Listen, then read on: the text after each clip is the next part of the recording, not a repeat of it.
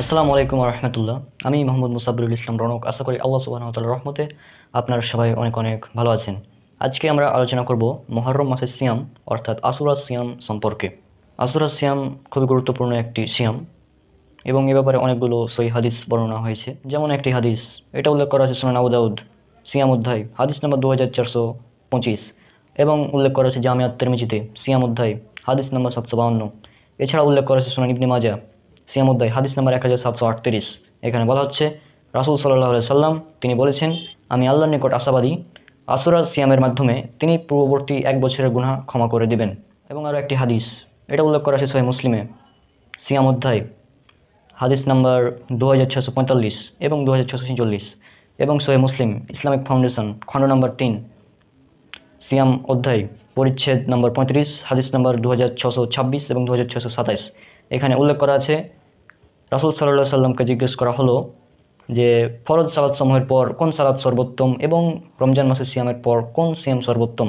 তখন রাসূল সাল্লাল্লাহু আলাইহি সাল্লাম বললেন, ফরজ সালাত সমূহের পর সর্বোত্তম সালাত হলো গভীর রাতের সালাত এবং রমজান মাসের সিয়ামের পর সর্বোত্তম সিয়াম হলো মুহররম মাসের সিয়াম অর্থাৎ আশুরা সিয়াম। তাহলে বুঝতে পারছেন এই আশুরা সিয়াম কতটা গুরুত্বপূর্ণ। এবং আরও একটি হাদিস, এটা উল্লেখ করা আছে সহিহ বুখারীতে সিয়াম অধ্যায় হাদিস নম্বর 2004 এবং সহিহ বুখারী ইসলামিক ফাউন্ডেশন খণ্ড নম্বর 3 পরিচ্ছেদ নম্বর 1251 সিয়াম অধ্যায় হাদিস নম্বর 1878 এবং সহিহ মুসলিম সিয়াম অধ্যায় হাদিস নম্বর 2548 এবং সহিহ মুসলিম ইসলামিক ফাউন্ডেশন খণ্ড নম্বর 3 সিয়াম অধ্যায় পরিচ্ছেদ নম্বর 17 হাদিস নম্বর 2527 এবং 2529। এখানে উল্লেখ করা আছে রাসূল সাল্লাল্লাহু আলাইহি সাল্লাম ইয়াহুদীদেরকে দেখে বললেন যে তোমরা এই দিনের সিয়াম কেন পালন করো। তখন তারা বলল, এটি একটি উত্তম দিন, এই দিনে আল্লাহ সুবহানাহু ওয়া তাআলা মুসা আলাইহিস সালামকে ফেরাউনের কবল থেকে নাজাত দান করেন এবং ফেরাউনকে ডুবিয়ে মারেন।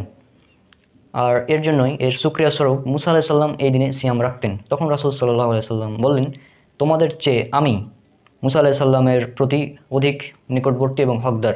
তখন রাসূল সাল্লাল্লাহু আলাইহি সাল্লাম সবাইকে সিয়াম রাখার নির্দেশ দিলেন এবং নিজেও সিয়াম রাখলেন। অর্থাৎ এই থেকেই রাসূল সাল্লাল্লাহু আলাইহি সাল্লাম আমাদের সিয়াম রাখার নির্দেশ প্রদান করেছেন। আর একটি হাদিস, এটা উল্লেখ করা আছে সহিহ মুসলিম কিতাবুস সিয়াম হাদিস নম্বর 2556 এবং 2557 এবং উল্লেখ করা আছে সহিহ মুসলিম ইসলামিক ফাউন্ডেশন খণ্ড নম্বর 3 সিয়াম অধ্যায় পরিচ্ছেদ নম্বর 18 হাদিস নম্বর 2537 এবং 2538। এখানে উল্লেখ করা হয়েছে যে যখন রাসূল সাল্লাল্লাহু আলাইহি সাল্লাম বললেন যে তোমরা এই আশুরার দিনে সিয়াম রাখো, তখন সাহাবীগণ বললেন, ইয়া রাসূলুল্লাহ, এই দিনে তো ইয়াহুদি ও নাসারারা তারা অনেক উত্তম দিন মনে করে, তারা উদযাপন করে। তখন রাসূল সাল্লাল্লাহু আলাইহি সাল্লাম বললেন যে তাহলে আমরা আগামী বছর 9 তারিখেও সিয়াম রাখবো। অর্থাৎ ইয়াহুদীদের বিপরীত করার জন্য রাসূল সাল্লাল্লাহু আলাইহি সাল্লাম বলেছেন যে আমি ইনশাআল্লাহ আগামী বছর 9 তারিখেও সিয়াম রাখবো। কিন্তু এরপরে রাসূল সাল্লাল্লাহু আলাইহি সাল্লাম ইন্তেকাল করেন, অর্থাৎ আগামী বছর তিনি পাননি। অর্থাৎ এ থেকে আমরা বুঝতে পারি যে আমাদের এই মুহররম মাসের সিয়াম রাখতে হবে 2 দিন, 9 এবং 10। এবং আর একটি হাদিস, এটা উল্লেখ করা আছে সুনান আবু দাউদে সিয়াম অধ্যায় হাদিস নম্বর 2437।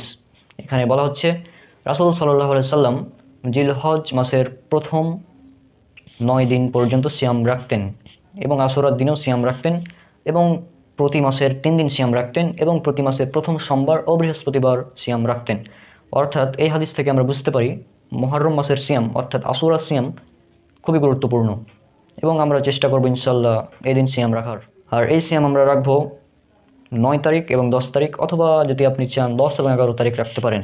2 দিন রাখতে হবে ইয়াহুদি এবং নাসারাদের বিপরীত করার জন্য, তবে একদিন রাখলেও কোনো সমস্যা নেই।